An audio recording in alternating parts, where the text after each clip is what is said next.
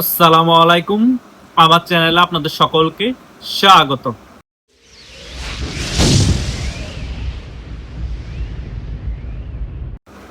এখন চারদিকে শুধু একটাই কথা শুনতে পাচ্ছি, আওয়ামী লীগের চমক আসছে এবং শেখ হাসিনার প্রত্যাবর্তনের কাউন্টডাউন শুরু হয়ে গিয়েছে।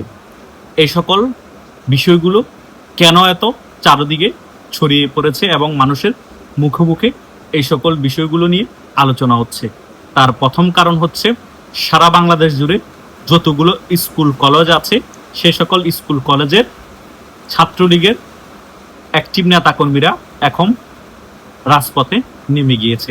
তারা কিন্তু ছাত্র, শুধু তাই নয়, স্বাস্থ্য খাত বলেন এবং ব্যবসায়িক খাত বলেন এবং টকশোর মধ্যে বলেন, সকল জায়গায় কিন্তু একটা বিষয় নিয়ে আলোচনা হচ্ছে, আওয়ামী লীগ খুব শীঘ্রই বাংলাদেশের রাজনীতিতে ফিরছে এবং খুব শীঘ্রই শেখ হাসিনার প্রত্যাবর্তন হতে চলেছে।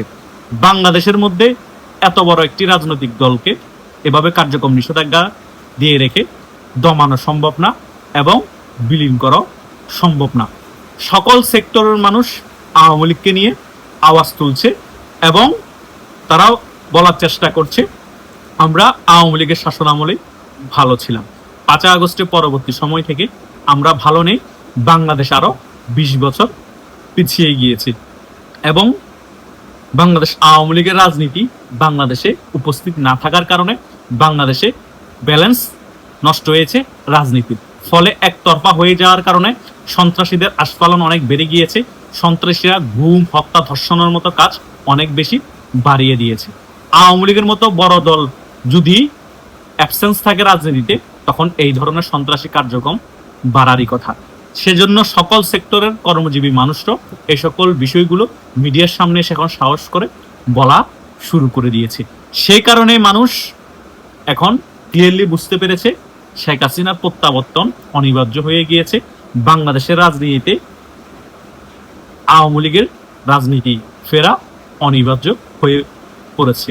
বিএনপি যতই চেষ্টা করুক আওয়ামী লীগকে কোণঠাসা করে রাখতে, বিএনপি যতই চেষ্টা করুক আওয়ামী লীগকে ছাড়া বাংলাদেশের রাজনীতি চলমান রাখতে জামাত এবং এনসিপিকে নিয়ে কোনোভাবে সম্ভব না। এটা বাস্তবতা। যত তাড়াতাড়ি বিএনপি রিয়েলিটি মেনে নেবে ততই বিএনপির জন্য মঙ্গলজনক, বাংলাদেশের জন্য মঙ্গলজনক, বাংলাদেশের জনগণের জন্য মঙ্গলজনক।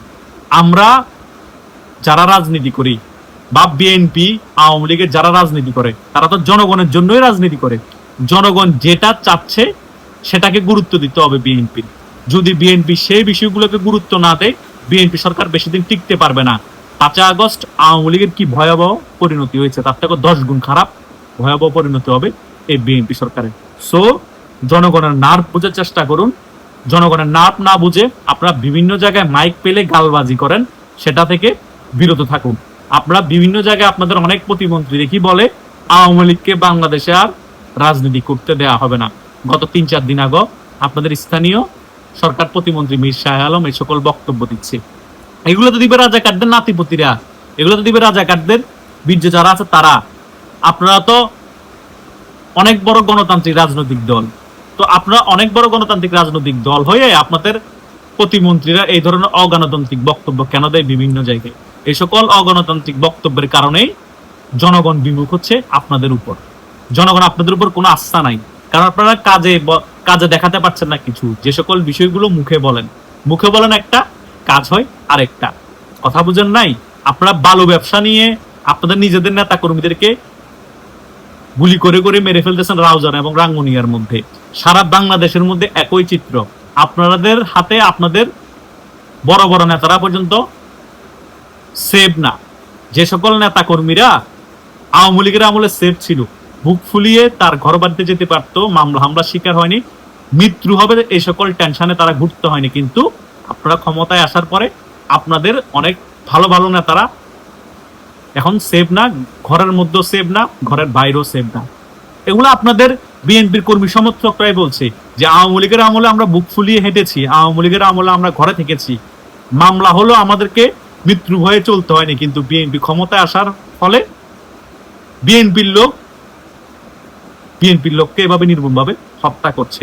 আমরা রাজনীতি ছেড়ে দিলে আমাদের প্রজন্ম যারা আছে আগামীতে আসবে তারাও রাজনীতি করবে না বিএনপি, এইরকম পরিস্থিতি তৈরি হয়েছে বিএনপির মধ্যে। তার মানে চিন্তা করেন, আপনাদের হাতে আপনাদের নেতা কর্মীরা যেখানে নিরাপদ না, সাধারণ মানুষ কিভাবে নিরাপদ থাকবে, আওয়ামী লীগের নেতা কর্মীরা কিভাবে নিরাপদ থাকবে? এমতা অবস্থায় আপনারা যদি একটা সমঝোতায় না আসেন, আওয়ামী লীগের সাথে একটা সমঝোতা না করেন, আওয়ামী লীগের কার্যক্রম নিষেধাজ্ঞা না তোলেন এবং আওয়ামী লীগকে বাংলাদেশে রাজনীতি করতে না দেন, খুব শীঘ্রই বাংলাদেশের জনগণ আওয়ামী লীগের সাথে একত্রিত হয়ে শেখ হাসিনার প্রত্যাবর্তন বাংলাদেশে ঘটাবে এবং আওয়ামী লীগের যে চমকের কথা বলছি সে চমক দিয়ে বাংলাদেশের রাজনীতিতে আওয়ামী লীগ ফিরে আসবে। কোনোভাবেই ঠেকিয়ে রাখতে পারবো না। আমি প্রত্যেকটা ভিডিওতে কেন বলি, কারণ আপনারা এখনো বিশ্বাস করেন আপনাদের যে জনসমর্থন আছে বিএনপি জামাত এনসিপি মিলে আওয়ামী লীগের রাজনীতিকে আপনারা ঠেকিয়ে রাখতে পারবেন, আওয়ামী লীগের ফিরে আসাকে আপনারা ঠেকিয়ে রাখতে পারবেন। ভাই, পৃথিবীর ইতিহাসে যে দেশের মধ্যে এত বড় একটি রাজনৈতিক দল থাকে, এত বড় একটি আদর্শ থাকে, এত বড় একটা রাজনৈতিক দলকে কোনোভাবে জোর জবরদস্তি করে বেশি বছর বেশি মাস ঠেকিয়ে রাখা যায় না। আর যে রাজনৈতিক দলের সাথে বাংলাদেশের জনগণ আছে, সে রাজনৈতিক দলকে আপনি এভাবে কার্যক্রম নিষেধাজ্ঞা দিয়ে কতদিন ঠেকিয়ে রাখবেন, কতদিন নির্বাচনের বাইরে রাখবেন? সম্ভব না। আওয়ামী লীগও তো চেয়েছিল 2041 সাল পর্যন্ত ক্ষমতায় থাকতে, পেরেছে? পারে নাই। কারণ জনগণ ব্রেন ওয়াশ হয়ে হোক যেভাবে হোক আওয়ামী লীগের বিরুদ্ধে চলে গিয়েছিল। সে কারণে 2024 সালে 5 আগস্ট আওয়ামী লীগের এরকম করুণ পরিণতি ভোগ করতে হয়। সো আপনারা যে কাজগুলো করছেন জনগণের বিরুদ্ধে গিয়ে, একটি বড় মতাদর্শের বিরুদ্ধে গিয়ে, আপনাদেরও তার থেকে ভয়াবহ করুণ পরিণতি হয়তো বা ভোগ করতে হতে পারে। আপনারা এখনো জনগণের নার্ভ বুঝতেছেন না, বাংলাদেশ আওয়ামী লীগের নেতা কর্মীদের নার্ভ বুঝতেছেন না, তারা কি চাচ্ছে, বাংলাদেশের জনগণ কি চাচ্ছে। সো বাংলাদেশের 70 থেকে 80% যখন আপনাদের বিরুদ্ধে চলে যাবে তখন কিন্তু আপনারা পালানোর পথ পাবেন না। আওয়ামী লীগের পাশে ইন্ডিয়া ছিল বিদায় আওয়ামী লীগের নেতা কর্মীরা পালানোর পথ পেয়েছিল, ইন্ডিয়া পালিয়ে যেতে পেরেছে। অনেকে পালিয়ে যেতে গিয়েও মারা গিয়েছে, পান্না ভাইয়ের মতো নেতারা আওয়ামী লীগের মধ্যে। সো আপনারা সেটাও পারবেন না, পালাতে গিয়েও আপনারা পালাতে পারবেন না। সকলকে প্যাকেটিং করে বাংলাদেশে রেখে দেওয়া হবে। বাংলাদেশের জনগণ মেরে মেরে পুলিশকে যেভাবে টাঙ্গিয়ে রেখেছিল ফ্লাইওভারের মধ্যে, আপনাদেরকে রাজুতে এবং শাহবাগের মধ্যে টাঙ্গিয়ে রাখবে। কথা বুঝেন নাই? আওয়ামী লীগের এক চেয়ারম্যান ও এক চিত্রনায়ক তার বাপকে সব মেরে পিষে ফেলেছিল না? এরকম অনেক নেতা তার ফ্যামিলি সকলকে পিষে ফেলবে মেরে, যদি আপনারা এখনো আওয়ামী লীগের নেতা কর্মীদের এবং বাংলাদেশের জনগণের নার্ভ না বুঝেন। আমি এই সকল বিষয়গুলো কেন বলছি জানেন? বাংলাদেশের এই রাজনীতিগুলোর ইতিহাস আমরা পড়তে পড়তে এবং বয়স হওয়ার পরে দেখতে দেখতে অভ্যস্ত, তাই আগামীতে যেগুলো ঘটবে মুখস্থ বলতে পারি আমরা। এটার জন্য রকেট সায়েন্সের প্রয়োজন নাই। যারা রাজনীতি নিয়ে একটু স্টাডি করে তারা অটোমেটিক্যালি বুঝতে পারে বাংলাদেশের প্রতিহিংসা রাজনীতি কেমন এবং রেজিম পরিবর্তন হলে কি অবস্থা হতে পারে। সেই কারণে বারবার বলছি এই কথাগুলো, যাতে আপনারা একটু শুধরান। কারণ একটা জিনিস বারবার দেখতে দেখতে আমাদের আর ভালো লাগছে না। একটা সুন্দর গণতান্ত্রিক রাজনীতি আমরা বাংলাদেশে দেখতে চাই এবং আগামীতে যারা প্রজন্মরা রাজনীতি করতে আসবে তারা একটা সুন্দর রাজনীতি যাতে বাংলাদেশে করতে পারে এবং সুন্দর একটি বাংলাদেশ যাতে তারা পায় এবং সুন্দর একটি বাংলাদেশে যাতে বড় হতে পারে, সে সকল বিষয়গুলোর কারণে আমাদের এই ভয়েসটাকে রেজ করতেছি, ইউটিউবে এসে এত চিল্লাচিল্লি করতেছি, তাছাড়া আর কিছুই না। আশা করছি আমি এই ভিডিওর মধ্যে যে বার্তাগুলো দিয়েছি আপনারা যারা আমার ভিডিও দেখেন তারা মোটামুটি ক্লিয়ারলি বিষয়গুলো বুঝতে পেরেছেন। কোনো কনফিউশন থাকার কথা না। আমি ভিডিওর মধ্যে কি বিষয়গুলো নিয়ে আপনাদেরকে বোঝানোর চেষ্টা করেছি। ধন্যবাদ সকলকে।